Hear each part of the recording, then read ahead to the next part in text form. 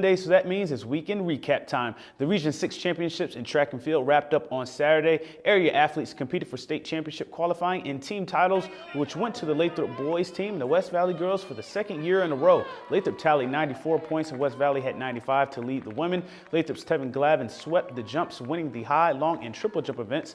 He also won the 110-meter hurdles. Hunter Desmond won the 200 meters. The Malamutes won 10 of 17 events for the title. The West Valley girls won 8 events and 2 relays. Sarah Jackson and Caitlin Bryce went 1-2 in the 100-meter hurdles. Dorothy O'Donnell won the 3,200 and 1,600 meters, and Patty Egan won the 200 meters. In 3A, Delta Junction swept the boys and girls titles, 84 points for the girls and 95 for the boys. The Huskies were led by their distance runners. Daniel Tatarenko won the 3,200 and 1,600 meters, and Zoya Timoshenko won the 3,200 and 800 meters. The ASAA State Track and Field Championships start this Friday at Lathrop High School.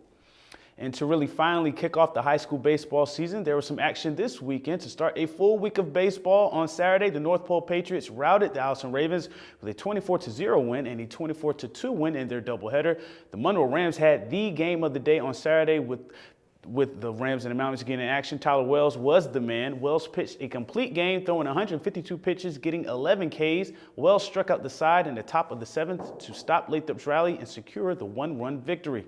And for those who were on the pitch at Newby Field over the weekend, there were some interesting outcomes. The Hutchinson Hawks girls soccer team shocked the interior with a 3-1 win over West Valley on Friday. Ellie Veazey had 2 assists, while Katie Hopper, Gretchen Petrie, and Ashley Stark scored all the goals in the first half for Hutch. On Saturday, Hutch continued to roll with the 10-0 win over Allison, as Petrie and M. Sparks both had hat tricks.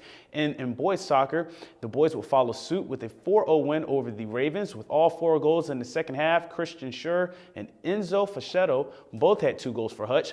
The West Valley boys were dominant as well, facing their rival Malamutes for the only time in this short regular season with an 8-1 win, thanks to a quad by Brandon DeWeese. DeWeese scored not 1, not 2, but 4 goals, a hat trick and a bonus for the Wolfpack.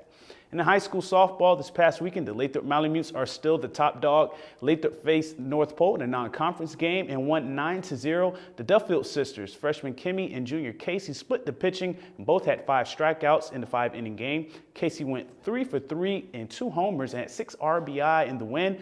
The Allison Ravens won 17-2 over Hutchinson. Denise Zapata had the big bat, going 4 for 4 and had 2 RBIs. Michaela Griffith threw a 2-hitter with 3 strikeouts for the Ravens. And finally tonight, West Valley's Lajen Ashmore signed her national letter of intent today. Ashmore will go on to the nation's capital, Washington, D.C., to play basketball for Gallaudet University, a Division III program. If you remember our story on Lajen Ashmore, she is hard of hearing, but Gallaudet is the only school specifically for the hearing impaired. Despite her lack of hearing, Ashmore lets her game do the talking. Ashmore averaged 8 points, 3 rebounds, 3 steals, and 2 assists in her senior season. She aided the Wolfpack in winning the MAC this year. The Bison of Gallaudet finished 7-18 last year, but won 24 games in 2011 and went to the NCAAs. The assistant coach from that team, Stephanie Stevens, enters her first year as head coach for the Bison, and Ashmore is her first recruit to sign. Ashmore was emotional and grateful for her experience at West Valley and excited about playing in a program where everyone is just like her. It made me more involved. I can read more. I can understand what's going on faster. When she tried to learn the basketball, she did really, really hard. She watched a lot of video, watched a lot of games, and practice every day. And I try to help her a lot, and I'm proud of her. I am very proud to my daughter, Lojana Ashmore.